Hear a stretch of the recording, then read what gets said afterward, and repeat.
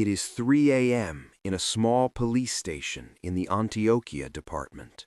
The station is quiet, save for the hum of an electric fan and the drumming of the rain. The commander, a man named Captain Rivera, stares at the phone. He knows who is calling.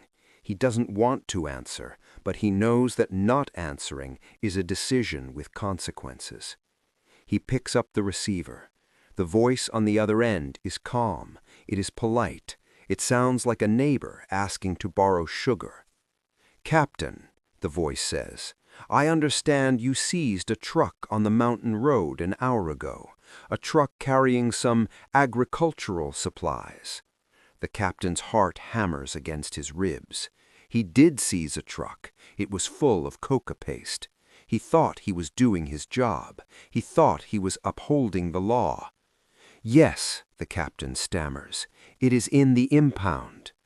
"That is unfortunate," the voice says. "Captain, do you love your wife, Maria?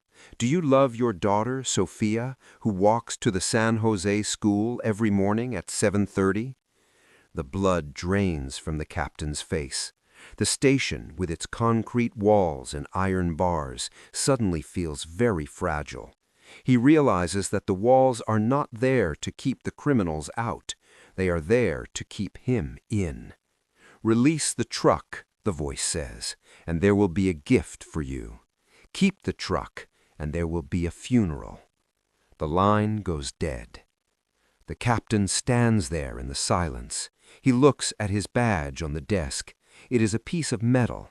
It represents the authority of the Republic of Colombia. But in this valley, on this night, that metal is worthless. He walks to the holding cell. He unlocks the gate. He orders his men to release the truck. As the taillights disappear into the rainy night, the captain realizes a terrifying truth. He is not a police officer anymore. He is an employee. He has just become a subject in the kingdom of Pablo Escobar. If you're watching right now, comment where and what time you're watching. Somewhere in the world, someone else is listening to this story too, right alongside you. We are entering the moment a city lost its soul to a single man. To understand how one man could bring a sovereign nation to its knees, we have to understand the landscape he conquered. Medellin in the late 1970s was a city cut in half. In the valley, there was wealth. There were country clubs, textile factories, and red brick mansions. It was known as the City of Eternal Spring. It was industrial, proud, and religious. But look up. Look at the hillsides. Clinging to the mountains were the comunas, shanty towns built of cardboard, tin, and scrap wood. There was no running water. There was no electricity. There were no schools. The people living there were invisible. They were the maids who cleaned the mansions, the laborers who built the factories. But when they went home at night, they went home to darkness. The government didn't go up there. The police didn't go up there. To the state, the slums were a cancer to be ignored. Psychologically, this created a vacuum, a massive, gaping hole of need. And nature abhors a vacuum. Into this darkness stepped a man who didn't look like a politician. He looked like them. He was short, slightly overweight, with a thick mustache and a quiet demeanor. He wore jeans and sneakers. Pablo Escobar didn't come with promises. He came with light bulbs. He started small. He built soccer fields. He paid for medical bills. He handed out cash to widows. But then he did something that changed the psychology of the city forever. He launched a project called Medellin Without Slums. Imagine living in a garbage dump, literally living on top of the city's waste. Your children play in the trash. The smell is unbearable. You have resigned yourself to the fact that you will die there, forgotten. Then a man arrives. He bulldozes the trash. He builds a neighborhood, real houses, with brick walls, with toilets, with roofs that don't leak. He gives you the keys. He doesn't ask for a mortgage. He doesn't ask for a rent. He just smiles and says, "Welcome home." In that moment, who is the president of Colombia to you? The president is a man in a suit in Bogotá who doesn't know your name. Pablo is the man who gave you a roof. This wasn't charity, it was a purchase. He was buying the most valuable commodity in the world, absolute, fanatical loyalty. He was building a human shield. By the early 1980s, the kingdom was taking shape. The barrio he built, named Barrio Pablo Escobar by the people, even though the government refused to recognize it, became a sovereign state within the city. The police could not enter. If a squad car drove near the entrance, children would whistle. Then teenagers would appear. Then guns would appear. The police learned to stay away. But Pablo's ambition wasn't limited to the slums. He wanted the elites to bow to him too. He began to infiltrate society. He bought newspapers. He bought radio stations. He bought the silence of judges. This is where the concept of plata o plomo, silver or lead, truly began. It wasn't just a threat, it was a psychological dismantling of the social contract. In a normal society, you obey the law because you believe in the system or because you fear the consequences of breaking it. Pablo flipped the script. If you obeyed the law, if you were an honest judge or an honest cop, you were punished, you were killed. If you broke the law, if you took the bribe, you became rich. He inverted the moral universe of Medellin. Corruption became a survival strategy.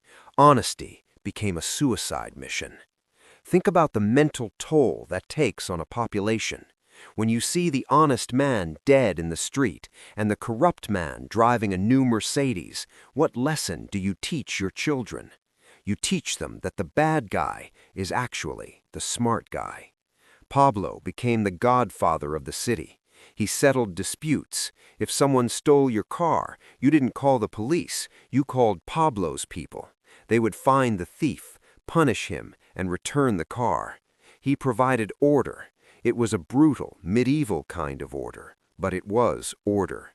And for a city that had been chaotic and unequal for so long, that order felt like safety.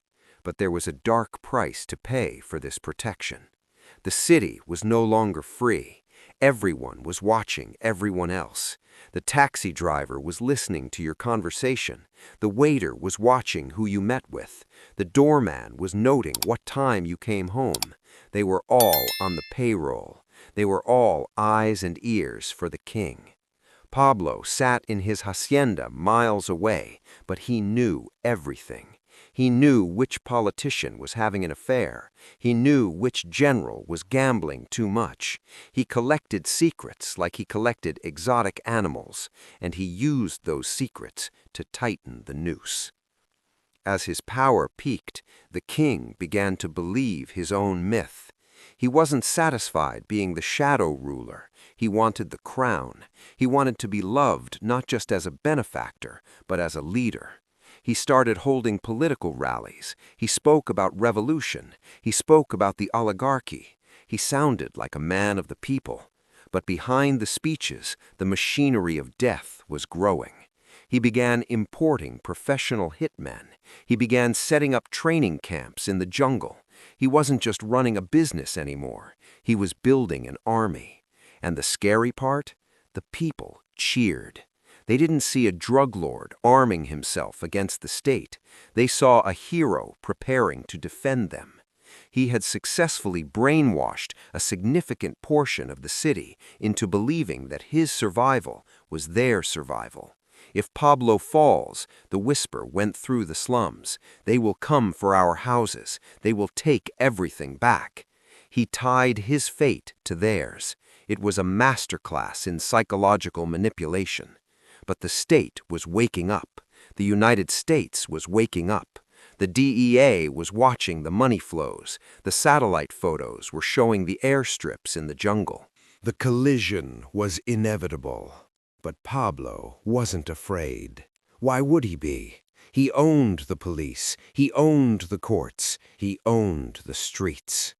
He sat in his mansion, surrounded by his hippos and his birds, and he felt untouchable. But there is a flaw in every kingdom built on fear. Fear is exhausting.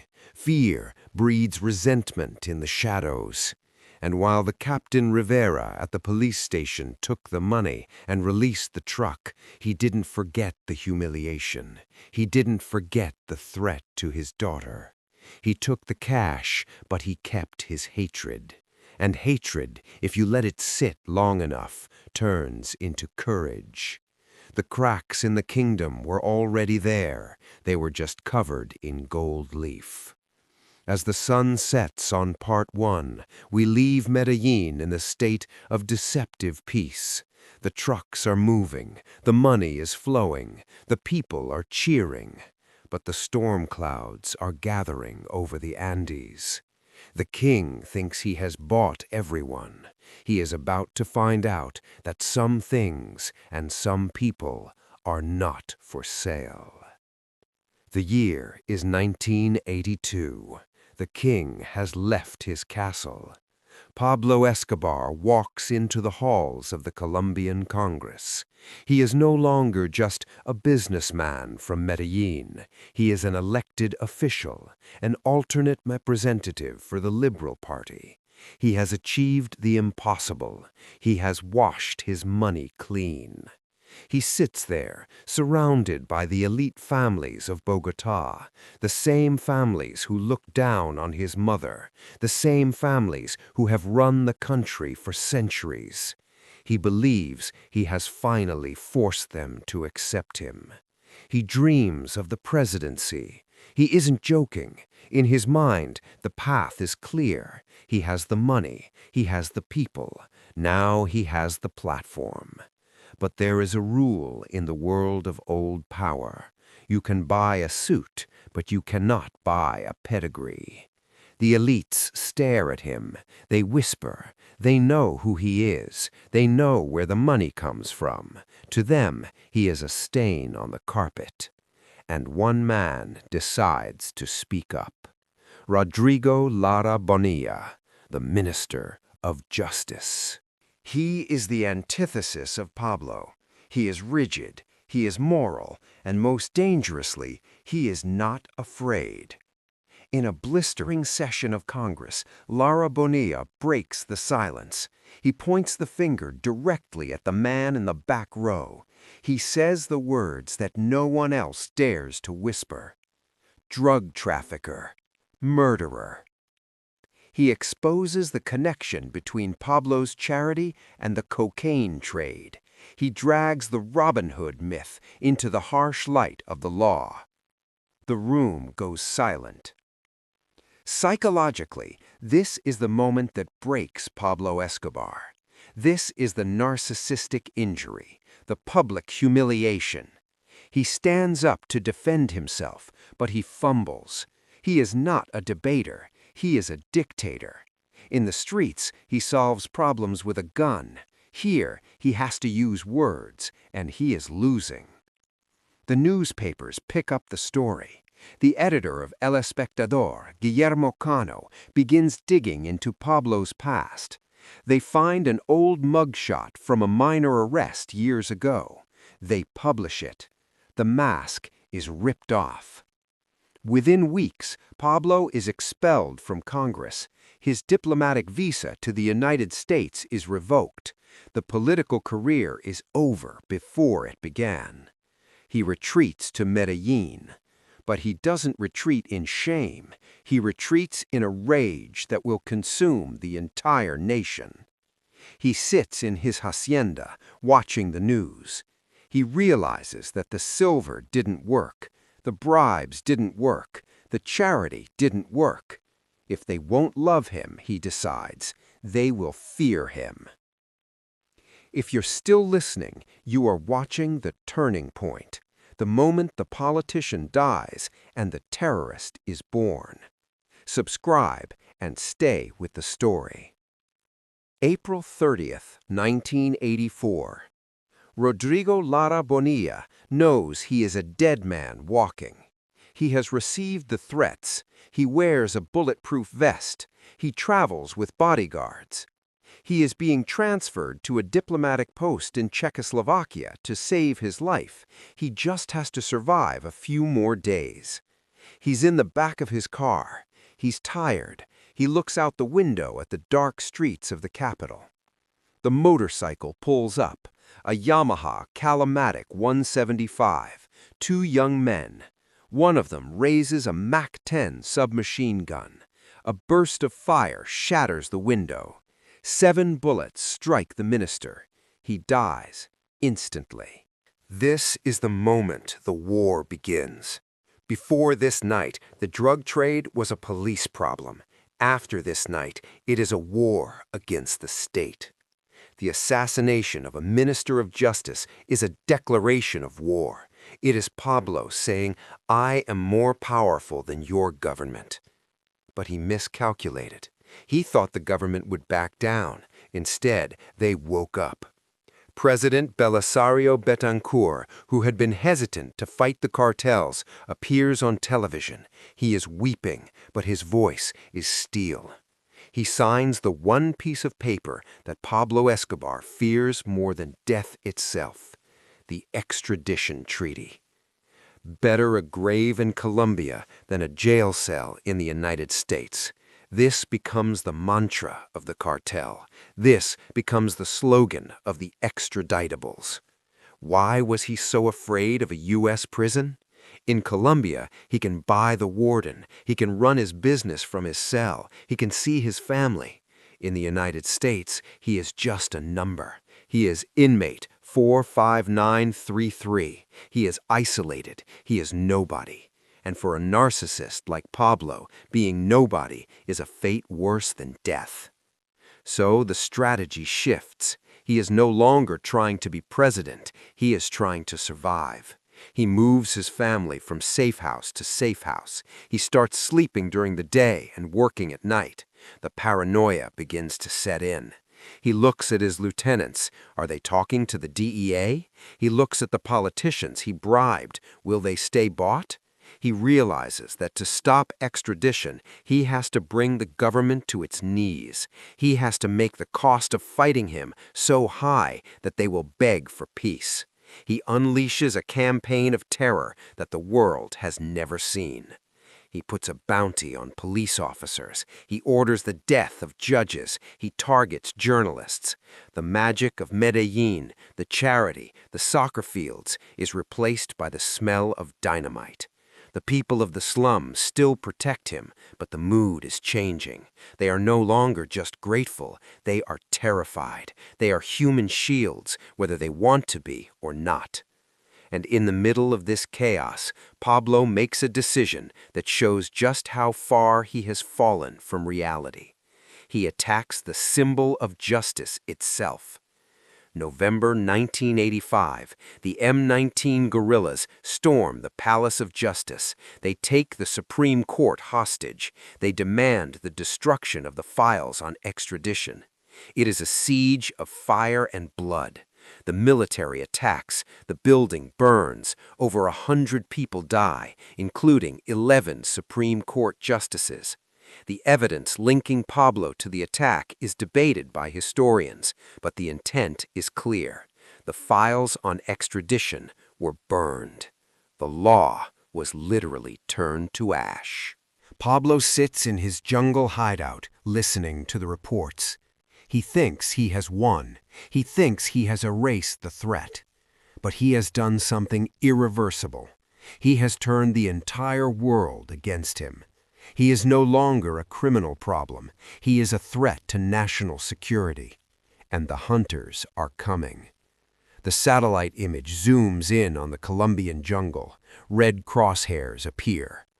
The United States sends the Delta Force. The DEA sends its best agents. The search block is formed. The net is tightening. And the man who wanted to be president is now the most hunted animal on the planet. November 27, 1989. The war changes forever. For years, the people of Colombia had told themselves a lie. They told themselves that if they weren't politicians, if they weren't judges, if they weren't police officers, they were safe. They believed the war was between them and him. But on this morning, Pablo Escobar shatters that illusion.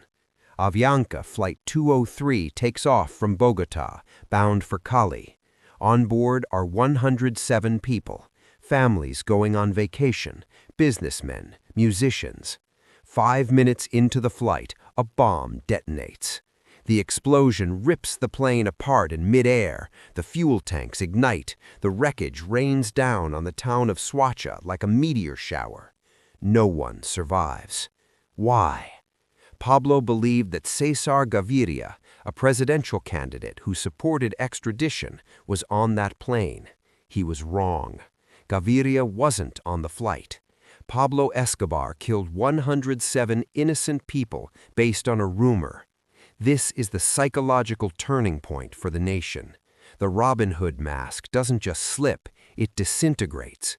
You cannot claim to be a man of the people when you are raining fire on their heads from the sky. In the safe house, Pablo watches the news. We don't know exactly what he felt, but we know what he did. He didn't apologize. He didn't stop. He doubled down. 1 week later, the DAS building bombing. He parks a bus loaded with 500 kilograms of dynamite outside the headquarters of the secret police in Bogotá. The explosion is so powerful, it creates a crater in the street. It shatters windows for 20 blocks. 63 people die. 600 are wounded. He is trying to bomb the government into submission. He is screaming, "Look what I can do! Look how much I can hurt you!" But he is misreading the psychology of his enemy. Terror can make people afraid, yes, but if you push too hard, fear turns into a cold, hard resolve. The government doesn't fold. The Americans don't leave. Instead, the hunt becomes personal. If you're watching right now, comment where and what time you're watching. Somewhere in the world, someone else is listening to this story too, right alongside you. We are witnessing the moment a criminal becomes a monster. A dark room. A woman is crying. She is holding a newspaper with her daughter's face on the cover. Kidnapped. By 1990, Pablo is running out of cards. The bombings haven't stopped the extradition treaty. The search block is raiding his labs. His cash flow is being strangled. So he plays his final, most desperate card. If he cannot kill the politicians, he will steal their children. He begins a campaign of high-profile kidnappings. He takes Diana Turbay, a famous journalist and the daughter of a former president. He takes Francisco Santos, the editor of El Tiempo. He holds them in cold, damp farmhouses. He forces them to write letters to the president. "Please," the letters say, "stop the extradition. Save us." It is emotional blackmail on a national scale. He is holding a gun to the head of the Colombian elite and saying, "Your children or your treaty." The psychological pressure on the president, Cesar Gaviria, is immense. Every day, the families of the hostages are on TV, weeping, begging him to negotiate. And finally, the government blinks. They realize they cannot win a war against a man who is willing to burn the whole country down. They need a way out. They need a compromise. A secret channel is opened. Lawyers meet in shadows. Priests act as messengers. The deal is struck. It is a deal that sounds like fiction. Pablo Escobar agrees to surrender. He agrees to go to prison. He agrees to stop the bombings. But the price? The Constitution of Colombia must be rewritten. Extradition must be banned. And Pablo gets to choose his own prison. He chooses a site in the mountains above his hometown of Envigado. He calls it La Catedral, the cathedral.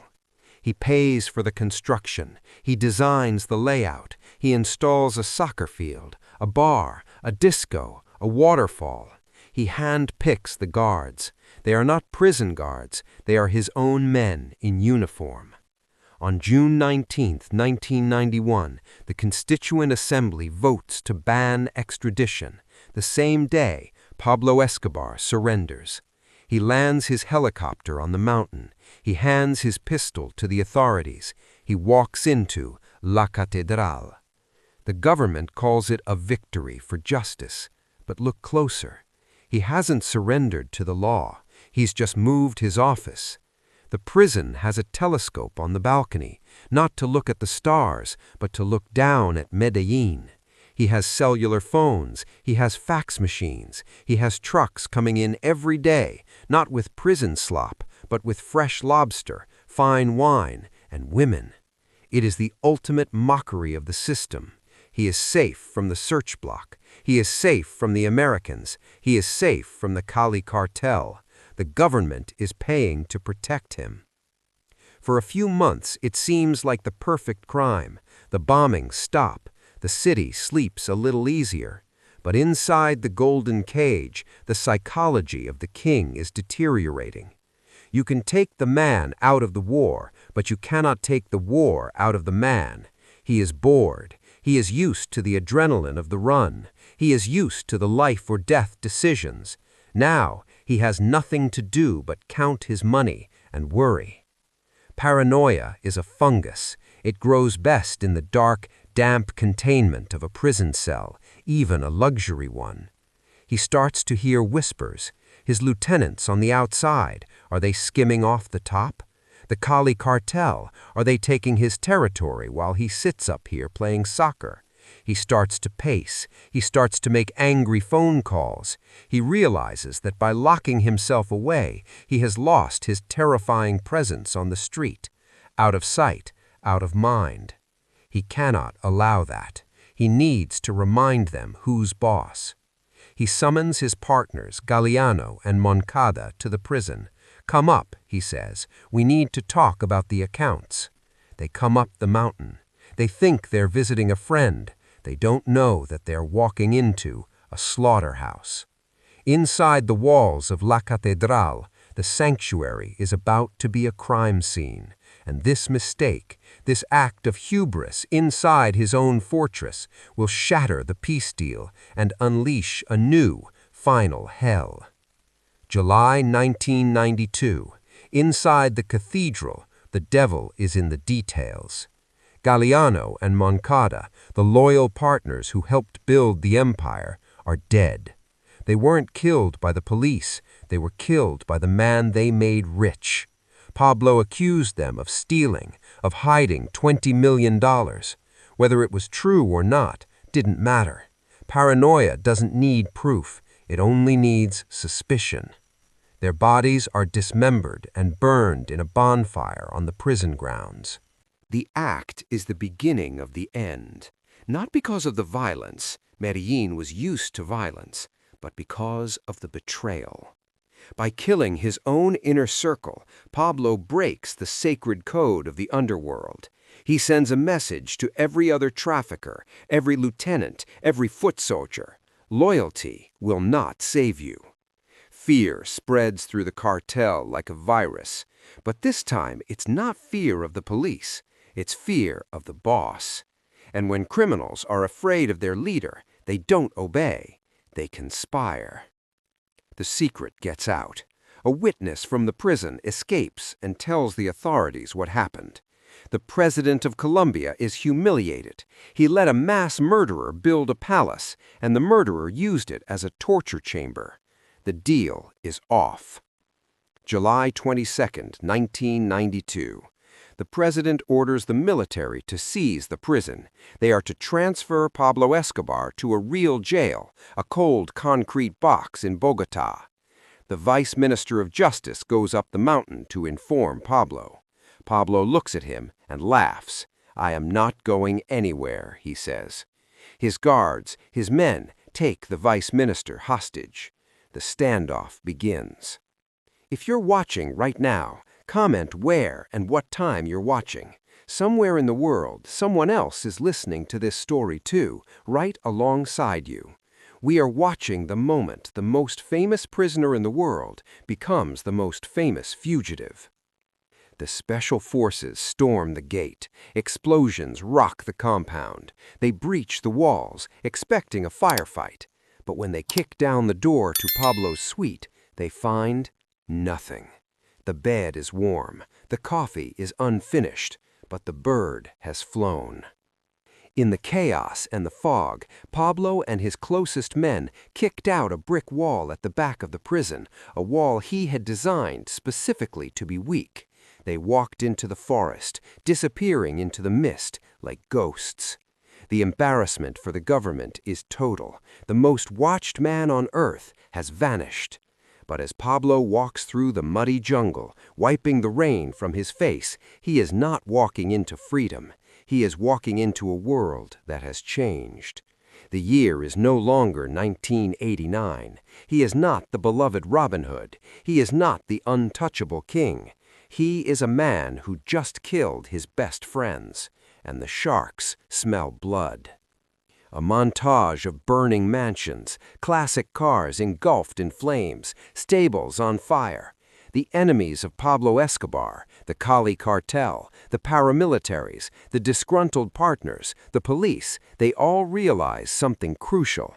Pablo is vulnerable. They form an alliance, a death squad. They call themselves Los Pepes, persecuted by Pablo Escobar. They don't play by the rules of the state. They don't want to arrest him. They want to exterminate him. They start hunting the hunter. They burn his mother's house. They kill his lawyers. They kill his gardeners, his maids, his accountants. For the first time in his life, Pablo is not the one instilling terror. He is the one feeling it. Psychologically, this breaks him. He can handle the police chasing him. That is cops and robbers. That is the game. But Los Pepes are attacking his family. They are doing to him exactly what he did to the rest of the country. In a cramped safe house, Pablo is pacing. He looks older, heavier. He is shouting into a radio. He tries to strike back. He places a car bomb in a shopping center in Bogotá. But it doesn't work like it used to. The public doesn't cower. They get angry. The human shield of the slums begins to crumble. People are tired of dying for his ego. His world shrinks. He moves every 2 days. He sleeps on mattresses on the floor. The man with $30 billion is eating takeout food and looking out the window through the blinds, terrified of a passing motorcycle. He tries to get his family out. He sends his wife, his son, and his daughter to the airport. They have tickets to Germany. He thinks that if they are safe in Europe, he can fight the war freely. But the world has closed their doors. The German government rejects them. They are sent back on the next plane. Pablo watches this on the news in his hideout. He weeps. The king realizes that his crown is a curse. He has all the money in the world, but he cannot buy a visa for his little girl. He is completely alone. His friends are dead by his own hand. His allies have turned on him. His family is trapped in a hotel, guarded by the government, bait for the wolves. The search block is using new technology, radio triangulation. They are listening to the airwaves. They are waiting for him to make one mistake, just one phone call that lasts too long. And in the silence of that safe house, Pablo Escobar stares at the telephone. He knows it is dangerous, but he misses his daughter's voice. The desire for connection is about to override the instinct for survival. It is his birthday. Pablo Escobar turns 44 years old today. In the past, this day would have been a national holiday in Medellin. There would have been orchestras, fireworks, roasted pigs, and politicians lining up to kiss his ring. Today, there is only silence. He is hiding in a middle-class row house in the Los Olivos neighborhood. It is a mundane, beige building, unremarkable. He is alone except for his bodyguard, El Limón. His wife and children are trapped in the Tequendama hotel, surrounded by police, unable to leave. Pablo sits at the table and stares at the cake. He blows out the candle. He makes a wish, but he doesn't wish for money. He doesn't wish for power. He wishes for time. He is tired. The monster is exhausted. His belly is soft from lack of exercise. His beard is thick and unkempt. His eyes are red-rimmed. He is suffering from a stomach ailment. He is taking medication. The most powerful man in the world has been reduced to a shut-in, afraid of the sunlight. A close-up of a radio transceiver. His hand hovers over it. He knows the rules. Never stay on the line for more than 3 minutes. The search block has new French and American technology. They can triangulate a signal, but they need time to lock it in. 3 minutes is the difference between life and death. But today is his birthday. And today, the silence is too loud. He picks up the radio. He calls the hotel. He wants to hear his son's voice. He wants to hear his daughter, Manuela. He starts talking. He talks about the press. He talks about the future. He tries to parent from the shadows. He says, "Be good. Listen to your mother." He looks at his watch. 2 minutes pass. He should hang up, but he doesn't. Why? Psychologists suggest that at this moment, Pablo Escobar had already accepted his fate. Subconsciously, he knew checkmate was coming. The isolation was worse than the fear. He chose the comfort of his family's voice over his own survival. The clock ticks. 3 minutes, 4 minutes, he is still talking. Inside a white van prowling the wet streets of Medellin, a screen spikes with green lines. A technician shouts, "I have him!" The signal is strong. It is coming from Los Olivos. The grid narrows. The street is identified. The house is identified. Colonel Hugo Martinez, the commander of the search block, gives the order, "Go, go now." Trucks screech around the corner. Soldiers in heavy armor spill out. They don't use sirens. They move with the deadly quiet of predators who have finally cornered the prey. Inside the house, Pablo suddenly stops talking. He hears it. A heavy thud downstairs, a door being breached, the sound of boots on the stairs. "I'll call you back," he says to his son. He puts the phone down. He grabs his pistol. Not a gold-plated showpiece, but a working Sig Sauer. He looks at Limón. "Let's go." There is no escape plan. There is no tunnel. There is no helicopter. There is only the roof. He runs to the back window. He climbs out onto the orange tiles. It is raining. The tiles are slippery. He is heavy. He moves clumsily. Below him, a shout rings out from the alleyway. "There he is, on the roof!"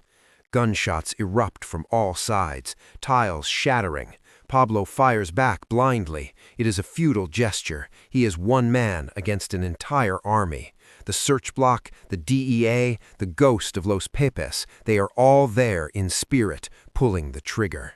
He runs toward the edge of the roof. He is barefoot. Think about that image. The man who owned 800 houses, who buried billions in the ground, is running for his life without shoes.